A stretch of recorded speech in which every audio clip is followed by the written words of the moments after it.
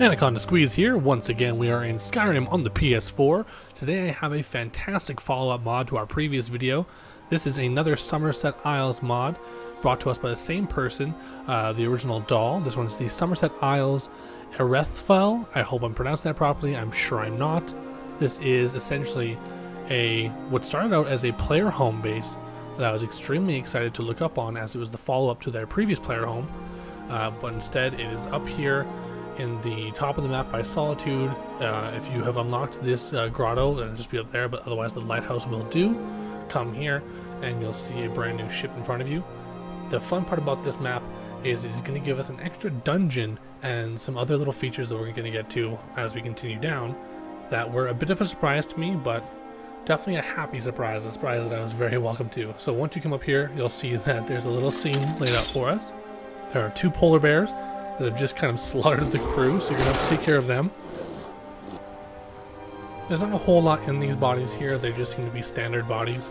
And there is a little bit of static decorations around. Yeah, pretty good kill here with that polar bear. But as you look around, you'll see that there are a ton of coin purses and a ton of flawless diamonds. This is a trend that seems to continue throughout this map.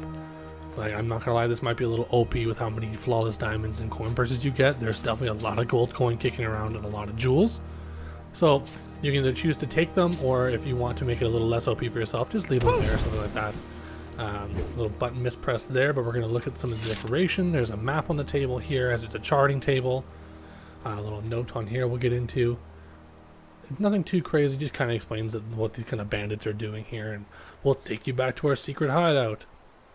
It's nice that it has a little bit of backstory and not just being given an island retreat here. There is a little bit of backstory to it. There are some enemies, so checking these guys again, you're going to find not a whole lot of stuff. This part is a little bit less OP.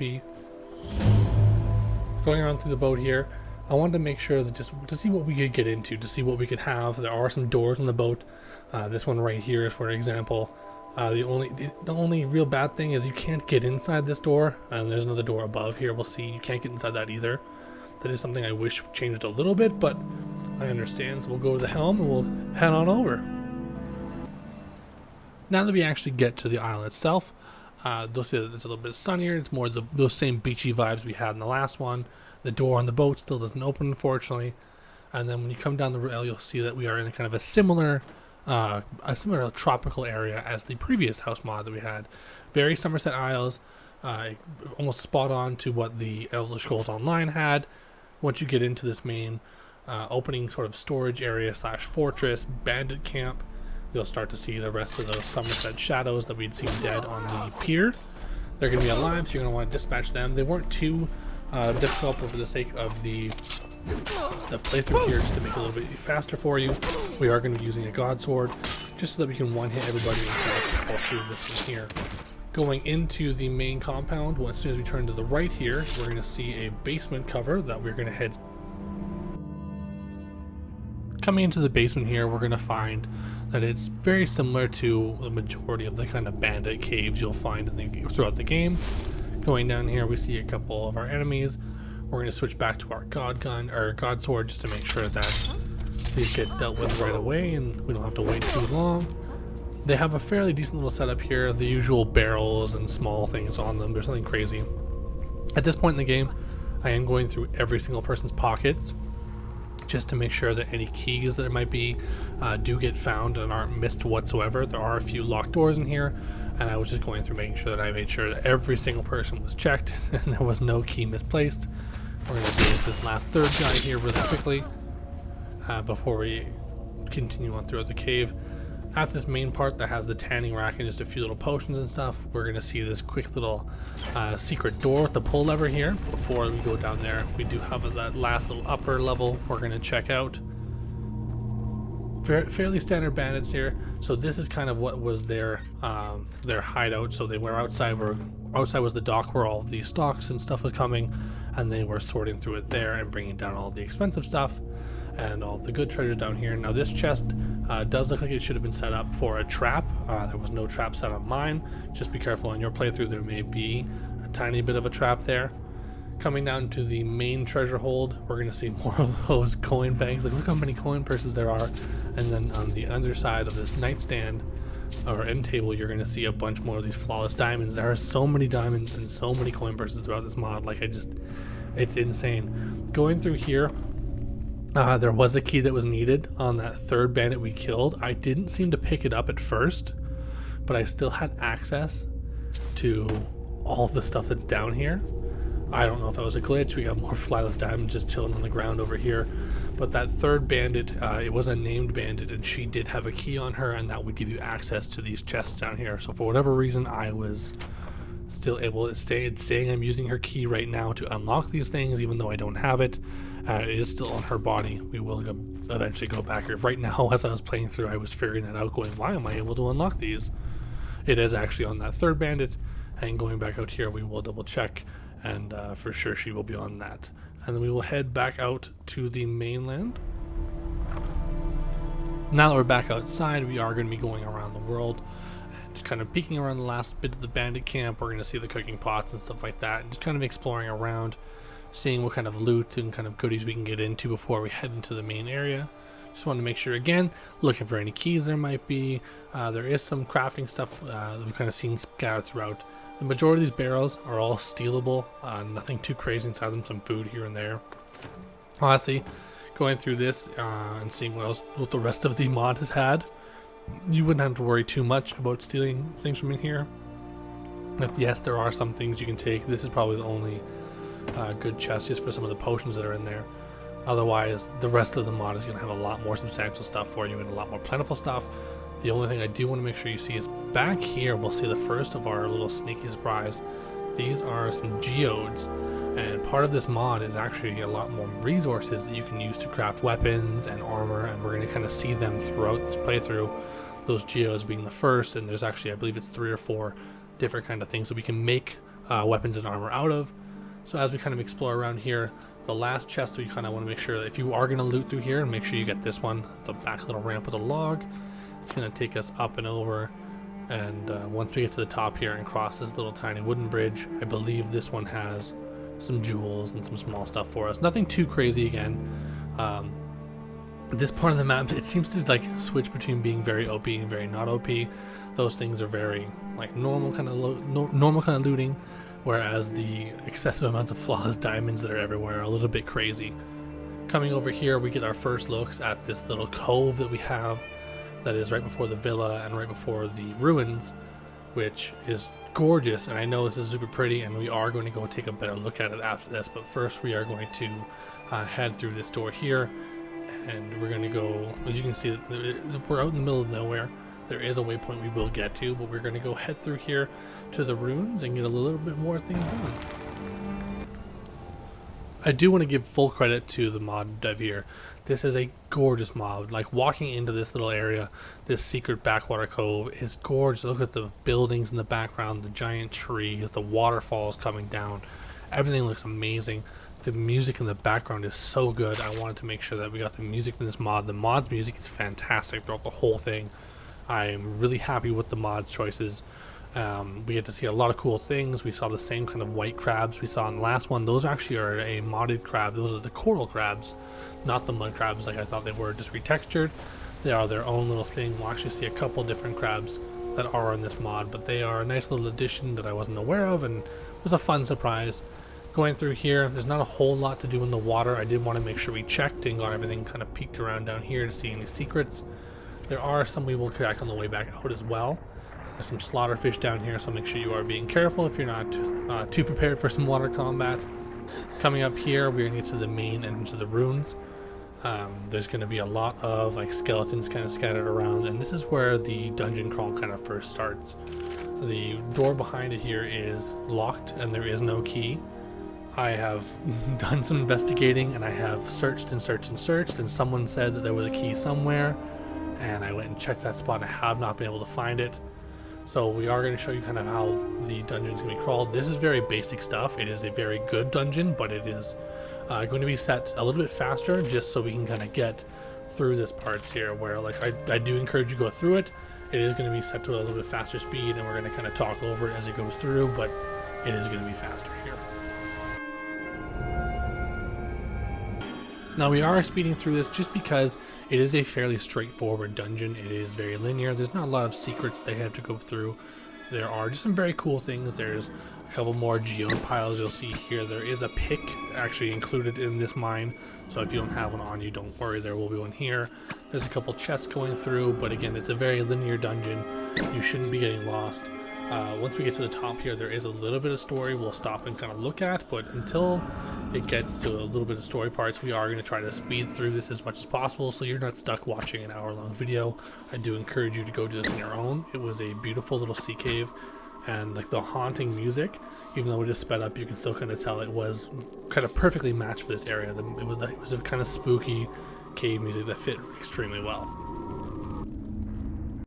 Coming into this last cave here, while we slowed down, is because we find two skeletons that are kind of in each other's arms and embrace, each one with a vial of poison. The one on the left actually has the vial of poison in their hand still.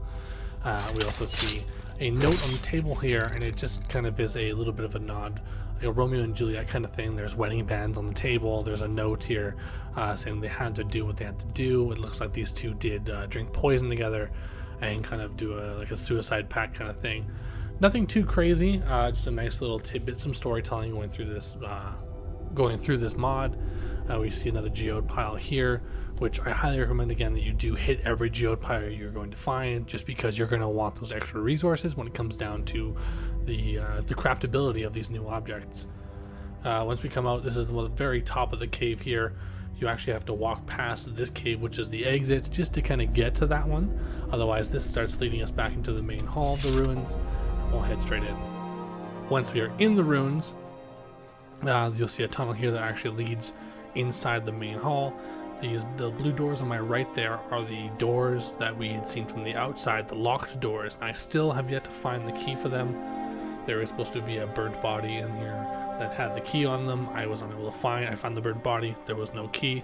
But going through here, we'll find there's actually a new kind of enemy, sort of cultists almost, that are inside of this thing that are kind of taken over. Same as with the cave, we are going to speed it up and kind of go through here until we get to the final boss, just to make it easier for you guys. Now the enemies that are inside the main hall here are a little bit different.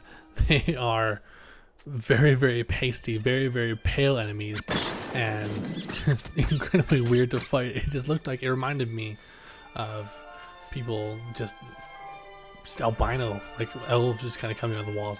Where they are, like they were fun to fight. They weren't too difficult, but they were still a challenge. Again, we are using the god sword just to make sure that we can go through this as fast as possible to kind of shorten down the runtime. I don't want to have you guys here for over an hour watching this. Now there are a series of doors that you do have to hit the chain or the lever to make them rise up. Now each one is found on the left of the door. It's not hard to find. They just bring you up to the next level. Again, we are checking all of the bodies just to make sure that we're not missing any keys. We are still we're still at this point still on the lookout for the key to the main door, which we don't end up finding. The loot inside here is actually very good. You do find a lot of food in this one. You find some enchanted weapons. You get some gold. There is like a standard amount of loot. This is a very good dungeon. It's very well done. It is very leveled. Again, other than like those coin purses and the flawless diamonds we were finding. This room up here, very, very pretty. It was a very ruined kind of hall. There were cracks in the ground, which the mod dev had kind of purposely placed ferns and grasses around just to kind of make sure it matched up here. And then we'll kind of slow it down once we get to the bridge that's on the outside of this hall. Coming outside of that door, it puts us on the bridge that we saw suspended over top of the water when we first came into this little hidden grotto. There are these empty cages that have a bunch of people who have clearly been tortured. We'll find torture devices and stuff like that in them. We did just pass the burnt body that was supposed to have the key. Just the view and the aesthetics and the visuals in here are just gorgeous. There's a couple elementals around here we're going to have to deal with. The music again is just on point and makes such a good point, like just a good addition to this whole mod. I'm so impressed. Here we go. Entering this final chamber, you are almost immediately set upon by some guards. These Momer thugs and enchanters that are here waiting for you. They are a bit of a surprise when you open the door first of all, just to instantly see them. Something I do want to caution you about, make sure that you go in and activate this boss don't just one-shot him from afar like I did with the God Bow. You won't get this beautiful fight where he is this storm viper, I believe, or the viper storm, and he causes this like spell to come down upon you with like the lightning targeting you. It is a great battle. I was actually really like impressed with the visuals. Shooting him beforehand kind of just made his body disappear. He doesn't have anything too crazy on his body, but it's still like you're missing on the whole thing. Now this spell does go away. I did want to just check it out first. There are no active effects going on for it. I do try to use my clear weather spell just to kind of see what I can do to dispel this, and at one point it kind of seems like my magic and his magic are fighting as I try to cast the clear weather with the weather mod, and you see the sky try to clear but still have the swirling effect and still have that lightning coming down, and you'll notice that the lightning is still striking me even though I tried to hide inside. So it is going to be a lasting thing. The best way to avoid it is to continue moving. I found that running and dodging was a good way to kind of avoid the lightning strikes, and staying still for too long was how you got hit. Now this does not last forever, even though it seems like it does. It is just a very long lasting effect. As you can see here, it's going to have a clear sky with this weird little tornado inside of it still. A very beautiful boss fight area. This kind of, and I want to say garden almost, is like very pretty. It has those cherry blossoms. It has like that nice little bridge across a tiny calm pool. There are some cages scattered throughout that have more torture victims. You can go through them if you want. There wasn't anything too crazy I found inside of them. A lot of weirdly named people, the Bone Man, Wrath Man, stuff like that. Was kind of a little bit weird thing, but still a fun addition to the mod. Like, there's just a lot of bodies. These moments were definitely torturing people to find out information. So going through here, he does have a decent amount of loot for us.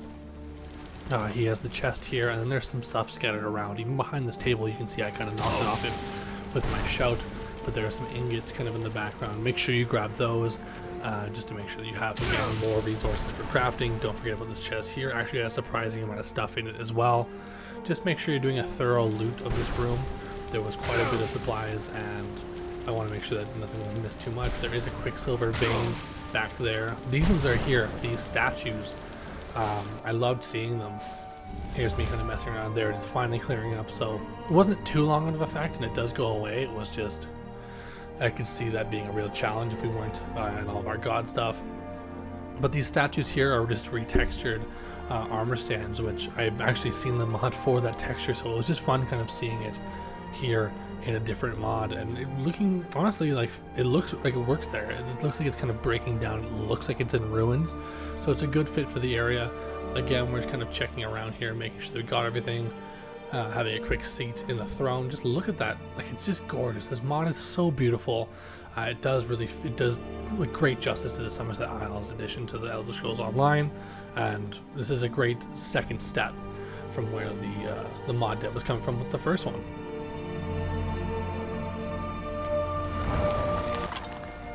Coming back into this bridge area here, I do just want to come back and show you a bit of a secret that I wanted to make sure that everyone saw before we missed out.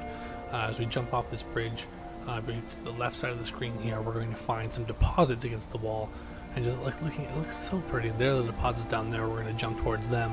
Make sure that you do mine these. These are one of the rarer resources that you're going to want for crafting, so just make sure you grab those. And then turning around here, you'll see that there is a stolen chest and just some loot to grab. I believe that this one is actually a pretty solid chest with some loot and some more resources. And we see like an ingot of melted coral, and that's, oh, like my favorite. That is that first geode that we found. It just has a beautiful red coloring in it. I've a lot of love for what they did with the resources in here, where you see a lot of resource packs that aren't the greatest. Well, that red one has definitely got my eye. It is one of the prettier resource packs we've seen in a while. Now that the dungeon has been cleared, we are going to kind of just go back out here to the main sort of cove and have a peek around and look at the decoration that the mod dev has done. It's beautiful. We see some extra things like these. Correct me if I'm wrong, but I believe that these tall structures are actually it's either like a whale fin or like a like what are the tusk things? The husker. It's like a fin bone that you can actually see in the game, but it's been expanded and stood upright. There's like shipwrecks over here, and there's actually a body on the ground, and there's this another little secret chest for you to find. And it's just a lot of cool stuff going around here, and a lot of attention to detail we like, and we are seeing a lot of enlarged textures. Now there is a legendary dragon that comes up once we get too close to that chest here, so we are going to have to take that out pretty quickly. We're not going to worry too much about it. He gives you some decent loot the whole time that there are going to be the other kind of crabs that the mod has added in attacking us. But the beauty of this area is fantastic, and the fact that there's also dragons at this part of the world as well is a nice little touch. It doesn't feel, it kind of ties into the main island. You are supposed to be on a separate area, but now it's kind of tied in with the mainland, and just kind of bring everything together, which is a nice touch that wasn't necessarily needed to add in, but I'm glad the mod dev did. Going around here, you'll see that there are clams to harvest. There are some pearl oysters you can take. There's that body we were talking about earlier. And just like the textures around here, like there's a large clam, and there's like some things here and there. We do have the large rabbit mod on. That's my fault, not the mod devs. It's just a mod I love, and I love seeing it everywhere. Once you see a rabbit come up and 20 feet tall, like you just get hooked. Going through here, there's nothing too much. We just wanted to make sure we got all the nooks and crannies. There's some more nern root and some stuff like that you can harvest as you go, and some stuff for your potion making. So make sure you do take a peek at it. This is again that other kind of crab that we were talking about. It's the reef crab, I believe. Yeah, it's the reef crab there. So that's the second crab that was added in by the mod dev. We're gonna have to walk all the way back over here. Now we did do the mod in kind of a backwards order. I'm going through the story and everything like that.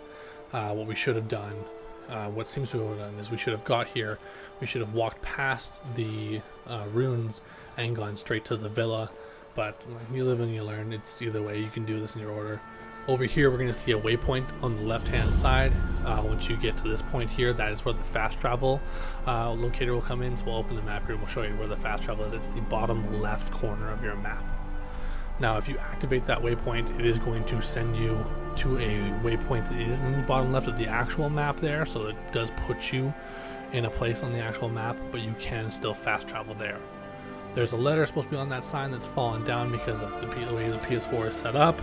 So once you read through this lovely note, basically what's going on is that they're kind of telling you about how there's those evil villains over there that come in, take shelter, will put you in our kind of bad accommodations, and then you can fight those evil guys for us. And if you want, you have a chance to buy the main house, which was kind of a nice option. You're not just given this house again. I do like when they add these in here where there is a story as to how you get the house. It's a gorgeous house, and we're not just being handed it. We do actually have to buy it, or we do a task for it. So coming on in here, opening the door, we'll meet our first person here. So all these people can be set as a follower. They don't seem to do anything too crazy. Some magic users and some stuff like that. So nothing is insane. Just look at that house though. Like, it's just gorgeous in here. A little cottage here. There is a clock tower over there we'll get in eventually. Kind of looking around the edges. A little training dummy. We've got our wheat and some cabbage we can find here. This main building right here is actually a greenhouse. A little follower. Take a look. This is actually a shopkeep. They don't have too much. There's just some ale and some food. They only have 100 gold, so nothing too crazy. I wouldn't rely on them on too much gold. There's just a little nook over here that has some crabs in it, and I believe a pearl. There's nothing of like special interest down here that I could find. Just a nice little area where the waves are kind of crashing against the beach and the shoals. So we'll steal that pearl maybe, or we won't. But there's some pearls and some clams down there, and we'll head back up and we'll take a look at that greenhouse. It's just the music that goes together with everything, like the music and the lighting and everything, just looks so fantastic. Lots of fertile soil inside of here, so you can get those plants going once you make this your player home. Once we come back to this little gazebo, it is full of food. You can take all this food. This mod has a ton of food in it. The player home comes pretty stacked. This guy here, you can bring him as a follower as well. He seems to be the main gentleman's guard, but we can make him our follower. I have tested it out. You are able to bring people in here. Just make sure that I did have a little bit of issues of them trying to fight the people I brought here, so use at your own risk kind of thing. Going and talking to him, we can make him a follower with our follower mod. We are going to talk to him about buying that property. We're just going to talk to him right away, get that over with. Coming in here, well, it's $8,301 to our gold to buy the property, and what it does is it gets you a bill of sale. And that bill of sale, you're going to hold on to that because it's going to become important a little bit later. It doesn't tell you how important it is, but it's pretty important. Now you can sell some stuff to this man here if you want to get your money back.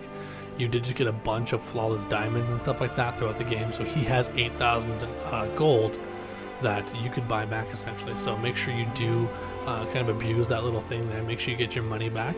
Down here, we're going to walk past that sort of lower cabin and kind of take a quick little peek over here on the beach and kind of see what the lagoon has for us. I like this lagoon. That nice little island out there, again, fitting the aesthetic. It has like the coral and it has the clamshell enlarged just to look a little prettier. Going down here, I was a little upset there wasn't like anything too crazy and hidden in the water. I wanted to test out how much we could get on top of this island. You can kind of hop up it if you have a jump mod, which I do have a jump extension mod on, but nothing too insane over here. The world border is right here, so you can't actually get into the open ocean.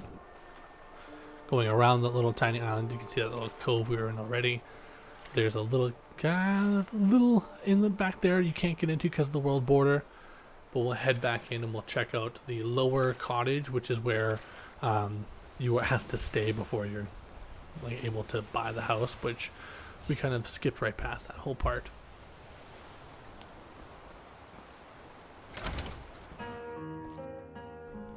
Just a quick inspection in here. You see some lovely pictures of the moon kind of going on. That's going to be a recurring theme in here, is it's the stages of the moon. So you saw the blood moon going past there. Some places to sit, some bedding area. This is just a very basic sort of like inn almost. There is a room at the end that has a separate chest we're going to take a peek at. Not a lot of loot in here until you get to this renewable chest. We can steal the dragon scales because you always have room for dragon scales. And then here we come.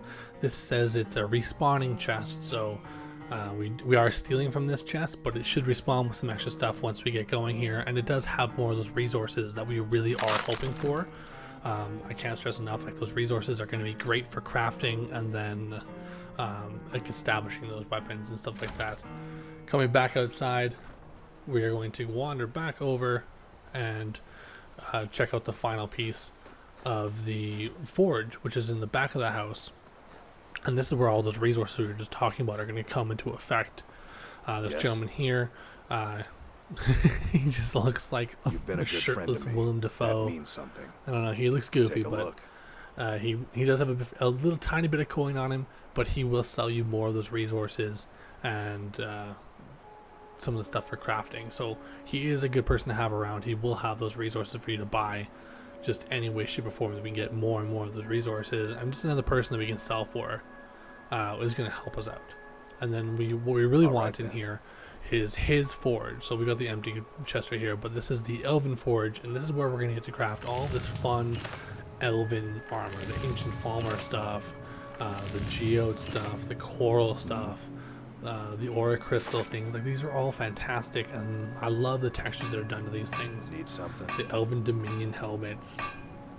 Going through this stuff, I just wanted to go down the whole list and show you what we can have from this forge specifically, and it's just all not necessarily all unique. There are some standard things in here, but you get the reinforced coral boots and stuff like that that just look fantastic. Those have like an ivory kind of sheen to them. And then we get to the rudite, and it just looks amazing. I love that red. It is a little bit more basic, I will give it that. Like, it isn't a lot of texture to that red, but I can't help but love it a little bit more. And then we get down to the weapons, and the weapons are beautiful. The weapons are probably my favorite more than the armor. They're just, look at this one. It's just gorgeous. I want to have two of those, and I want to run around. That looks fantastic. That weapon alone is making me want to keep this mod on just so I can have it displayed in my house and just have it around. It's phenomenal to have. So you do have all the crafting stuff that you're ever going to need with this mod. So you have all the crafting tables, you have your forge, you have your smelter, you have your sharpening tables, you have everything you're going to need. Here is the basement door to that house. We are going to talk about the key in a second, because the key was a little bit tricky because I didn't necessarily read all the stuff I was supposed to, so I kind of sat back and had a moment and we kind of checked it out. Now before we get into the main house, we are going to check out this upper storage. It says it requires a key. I cannot find the key that works for that. And then we do have the kind of clock tower looking thing that's over here, so we're going to check in there very, very quickly. It is a nice little addition that I want to make sure that we do touch on, because it was kind of off to the side, and it does have some unique shrines in here that we're actually going to want. There's a lot of unique shrines and like boost stuff that I found in this mod. So again, some more offerings around here. There's some staves and some books and some jewels, and you'll find some coins as well, kind of scattered throughout here on all of the altars. And you'll see that the altars themselves, the shrines, are all kind of retextured. And correct me if I'm wrong, but I don't believe I've seen these shrines really in this game. But they're all for different things, and they all have their own little blessings. So make sure you check them all out, find out which one's the best one for you. This game, or this mod, or rather, it does have a lot of blessings. Once you get inside the house itself, you'll find there are constellation blessings on the wall as well. So you do have a lot of opportunities to change up your blessings and change up your bonuses, and kind of see where you're going through there. Again, more books and stuff like that scattered throughout. Just extra little details I thought were put in here, as it's praying to the exact god that it should have. So well done to the dev there for putting that one in there. Now right here, what we've done is we've pulled up that exact notice that we bought from the gentleman there for the ownership of the house, and it kind of gives you the instructions of what to do with it, where you take that notice, make sure you've read it, and then you go back to the forge and head to the jewelry stand. And I want to show you in this barrel right here actually is all that stuff you can buy from him is just sitting in this barrel. So make sure you ransack the crap out of this barrel if you want. Otherwise, if you think it's too OP, leave it alone. But head inside the jewelry station. Once you go in the miscellaneous, you'll actually see that you can craft that the key with a gold ingot and with that letter. So make sure you hold that letter and make sure you read it. Otherwise, that recipe won't pop up. Taking that key though, you can try it on this house here. I did, but it does not seem to open up. Again, I have not found that key. I do miss exploring the basement in this playthrough. So that key may be in the basement there. That's my mistake for missing the basement. I was a little bit tired from recording this hour and some video of going through here. Once inside the house, beautiful detail. They got the staff station over there, and just like the books scattered around and the food scattered. Like there's so much stuff put in here for us to kind of take and play with and resupply. It's gorgeous. Again, more food on the table. Going into the kitchen, so much food. We do see a little bit weird here where it says left cupboard over here and then cupboard on the left hand side, so a little bit of mistake there, but nothing I'm going to hold against the dev there. The kitchen looks beautiful. It's wonderfully stocked. You can take all these things off the plates here. We've got our working oven.